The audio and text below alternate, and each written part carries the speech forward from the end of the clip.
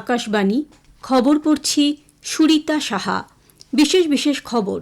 ইউনেস্কোর অমূল্য সাংস্কৃতিক ঐতিহ্যের তালিকায় দীপাবলি উৎসবকে অন্তর্ভুক্ত করার সিদ্ধান্তকে রাজ্যসভা স্বাগত জানিয়েছে।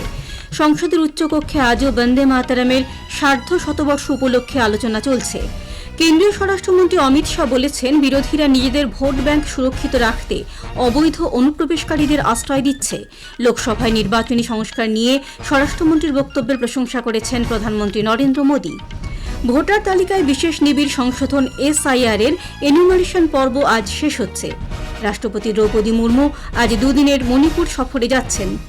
প্রাক্তন রাষ্ট্রপতি প্রণব মুখোপাধ্যায়ের জন্মজয়ন্তীতে সারা দেশ তাঁকে গভীর শ্রদ্ধার সঙ্গে স্মরণ করছে। টি-20 ক্রিকেট সিরিজের দ্বিতীয় ম্যাচে ভারত আজ নিউ চণ্ডীগড়ে দক্ষিণ আফ্রিকার মুখোমুখি হবে। আসছি বিস্তারিত খবরে। ইউনেস্কোর ইনটেনজিবল কালচারাল হেরিটেজ বা অমূল্য সাংস্কৃতিক ঐতিহ্যের তালিকায় দীপাবলি উৎসবকে অন্তর্ভুক্ত করার সিদ্ধান্তকে রাজ্যসভা স্বাগত জানিয়েছে।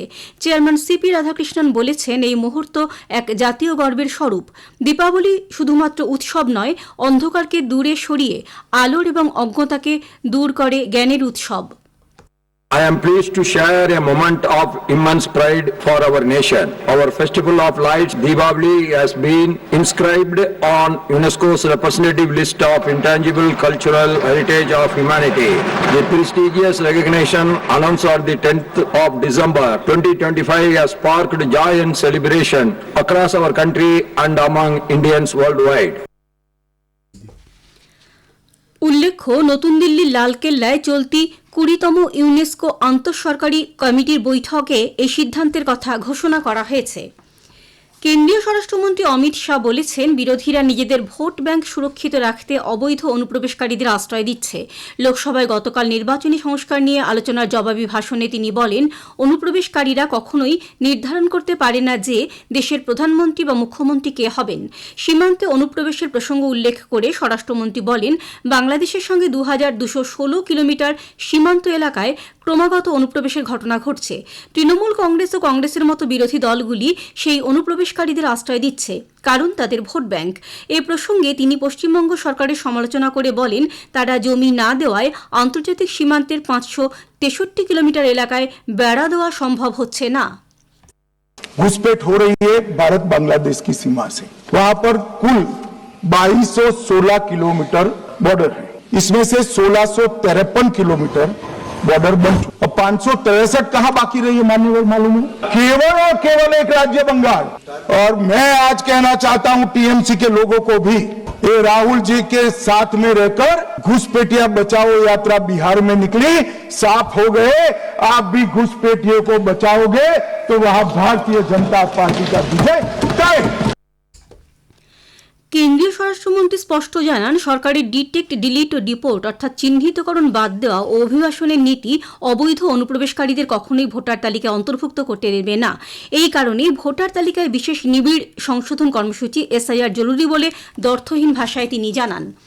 প্রধানমন্ত্রী নরেন্দ্র মোদী নির্বাচনী সংস্কার নিয়ে স্বরাষ্ট্রমন্ত্রী অমিত শাহের বক্তব্যের প্রশংসা করেছেন। সামাজিক মাধ্যমে এক বার্তায় প্রধানমন্ত্রী বলেছেন, অমিত শাহ দেশের নির্বাচনী প্রক্রিয়ায় বিস্তারিত তথ্য তুলে ধরেছেন। ভারতের গণতন্ত্রের শক্তি যে বাস্তব তথ্যের ওপর ভিত্তি করেই, সে কথাও স্পষ্ট উল্লেখ করেন তিনি। অমিত শাহের বক্তব্য বিরোধীদের বিভিন্ন অভিযোগ ভিত্তিহীন প্রমাণ করেছে বলেও তিনি উল্লেখ করেন। জাতীয় স্তোত্র বন্দে মাতরমের 150তম বার্ষিকী উপলক্ষে রাজ্যসভায় আজও আলোচনা চলছে। সভার নেতা ও কেন্দ্রীয় মন্ত্রী জগৎ প্রকাশ নাড্ডার ভাষণের মধ্যে দিয়ে এই নিয়ে দুদিন ধরে চলা আলোচনার পরিসমাপ্তি হবে। উল্লেখ্য, গত মঙ্গলবার রাজ্যসভায় এই নিয়ে আলোচনার সূত্রপাত করেন কেন্দ্রীয় স্বরাষ্ট্রমন্ত্রী অমিত শাহ। এতে অংশ নিয়ে কংগ্রেস নেতা জয়রাম রমেশ অভিযোগ করেন, এই আলোচনা আসলে প্রাক্তন প্রধানমন্ত্রী জওহরলাল নেহরুকে অসম্মান করার উদ্দেশ্যেই। কংগ্রেসের প্রতিটি অধিবেশনে বন্দে মাতরম গাওয়া হতো বলেও তিনি উল্লেখ করেন। CPI নেতা সন্তোষ কুমার বলেন, বন্দে মাতরম ভগৎ সিং, চন্দ্রশেখর আজাদ, ক্ষুদিরাম বসুর মতো হাজারো স্বাধীনতা সংগ্রামী ও নেতাদের অনুপ্রেরণা ছিল। বিজেডি নেতা দেবাশিস সামন্তরায় বলেন, বন্দে মাতরম ছিল ভারতের স্বাধীনতার কণ্ঠস্বর। বিজেপি নেতা রামচন্দ্র জাংরা বলেছেন, বন্দে মাতরম গোটা ভারতের অনুপ্রেরণার উৎস। বন্দে মাতরম নিয়ে আলোচনা শেষে রাজ্যসভায় আজ নির্বাচনী সংস্কার নিয়ে আলোচনা শুরু হবে।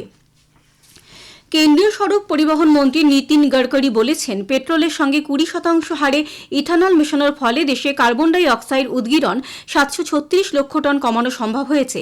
আজ লোকসভায় শ্রী গডকরি বলেন, ইথানল একটি পরিবেশ বান্ধব জ্বালানি এবং এটি উৎপাদনের ফলে কৃষকদের আয়ও বৃদ্ধি পেয়েছে। ভোটার তালিকায় বিশেষ নিবিড় সংশোধন এসআইআর এর এনুমারেশন পর্ব আজ শেষ হচ্ছে।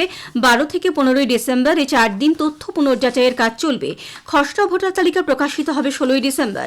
এদিকে দেশ জুড়ে যে 12টি রাজ্য ও কেন্দ্রশাসিত অঞ্চলে এসআইআর প্রক্রিয়া চলছে, সেখানে প্রতিটি বুথের মৃত, স্থানান্তরিত ও অনুপস্থিত ভোটারদের তালিকা রাজনৈতিক দলগুলির বুথ লেভেল এজেন্টদের সঙ্গে ভাগ করে নিতে মুখ্য নির্বাচনী আধিকারিকদের নির্দেশ দিয়েছে নির্বাচন কমিশন। বিহারে এসআইআর চলাকালীন যে পদ্ধতি অনুসরণ করা হয়েছিল, একই মডেল এবার অন্য রাজ্যেও কার্যকর করার সিদ্ধান্ত নিয়েছে কমিশন। এই খবর আপনারা শুনছেন আকাশবাণী থেকে। আমাদের সংবাদ শোনা যাবে ইউটিউব চ্যানেল আকাশবাণী সংবাদ বাংলা, ফেসবুক ও ইনস্টাগ্রাম আকাশবাণী সংবাদ কলকাতা এবং এক্স হ্যান্ডেল AIR নিউজ কলকাতাতে। রাষ্ট্রপতি দ্রৌপদী মুর্মু আজ দুদিনের মণিপুর সফরে যাচ্ছেন। সেখানে তাঁকে প্রথাগত গার্ড অফ অনার দেওয়া হবে। সে রাজ্যের ক্রীড়া সংস্কৃতিকে তুলে ধরতে ঐতিহাসিক মাপাল কাং জে ইবুংয়ে একটি প্রদর্শনী পোলো ম্যাচে তিনি উপস্থিত থাকবেন। সন্ধ্যায় ইম্ফলের সিটি কনভেনশন সেন্টারে তিনি একটি ভোজ সভায় অংশ নেবেন। বিভিন্ন উন্নয়নমূলক প্রকল্পের উদ্বোধন ও ভিত্তিপ্রস্তরও স্থাপন করার কথা তাঁর। আগামীকাল ইম্ফলের নুপেলাল স্মৃতিসৌধে মণিপুরের বীর মহিলা যোদ্ধাদের সম্মান প্রদর্শন করবেন রাষ্ট্রপতি। এরপর তিনি সেনাপতি জেলায় একটি জনসভায় ভাষণ দেবেন। সেখানে বেশ কিছু উন্নয়নমূলক প্রকল্পের উদ্বোধন ও শিলান্যাসও করবেন তিনি। এশীয় উন্নয়ন ব্যাংক ADB 2025-26 আর্থিক বছরে ভারতের অর্থনৈতিক বিকাশের পূর্বাভাস বাড়িয়ে 7.2% করেছে। এর আগে এই পূর্বাভাস ছিল 6.5%। জুলাই থেকে সেপ্টেম্বর এই ত্রৈমাসিকে মজবুত বৃদ্ধির হার এবং আগামী অর্থ বছরে সম্ভাবনার দিকটি বিবেচনা করেই বৃদ্ধির এই পূর্বাভাস।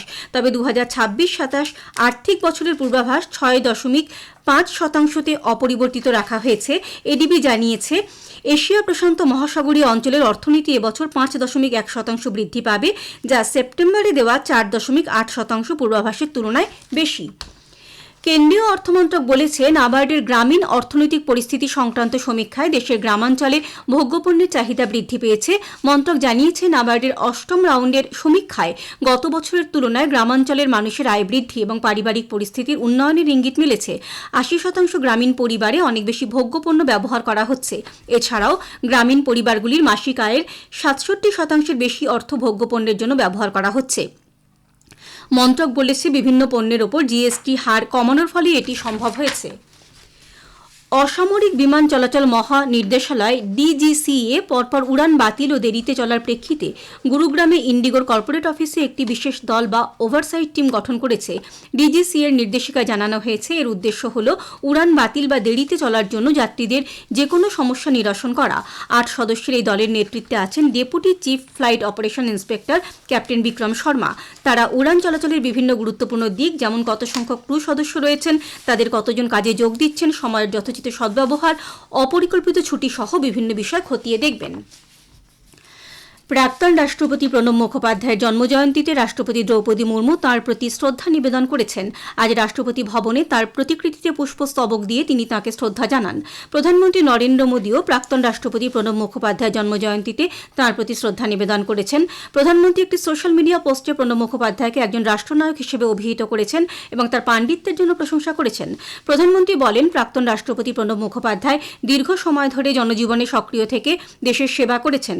কংগ্রেসের পক্ষ থেকেও প্রাক্তন রাষ্ট্রপতি প্রণব মুখোপাধ্যায়ের জন্মজয়ন্তীতে তার প্রতি শ্রদ্ধা নিবেদন করা হয়েছে।